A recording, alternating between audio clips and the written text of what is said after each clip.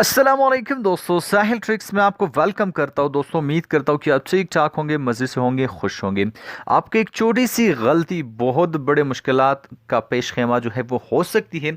एक गलती पर सऊदी अरब शदीद गुस्से में आ चुका है, गैर मुल्की के खिलाफ एक नए सिस्टम का ऐलान जो है वो किया है। दोस्तों सबसे पहले तो मैं थोड़ा सा क्लैरिफिकेशन आपको दे दूं, अगर आपको पता नहीं है।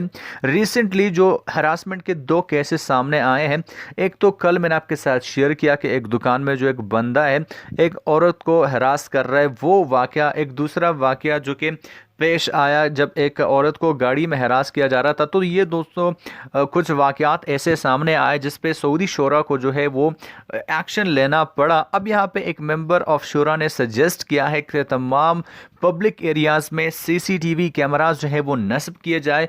यहाँ पे दोस्तों बात करने वाले हैं कि रुकने शूरा डॉक्टर अरमालिकी ने कहा है कि तमाम ऐसे पब्लिक मकामात पर, चाहे वो पब्लिक स्ट्रीट्स हैं, पार्क्स हैं, मार्केट्स हैं, होटल्स हैं, रेस्टोरेंट्स हैं, कॉरिडोर्स हैं, दुकानें हैं, तमाम जगहों पे जो है वो सीसीटीवी कैमरास जो है वो नस्ब किए जाएंगे, ताकि किसी भी अनएक्सपेक्टेबल बिहेवियर, मतलब नाजेबा हरकत पे नज़र रखी जाए और उन लोगों को जो है अपने अंजाम तक पहुंचाया जाए। अब ये एक मुकम्मल नेटवर्क जो है सीसीटीवी कैमरास का जो है वो नस्ब होगा।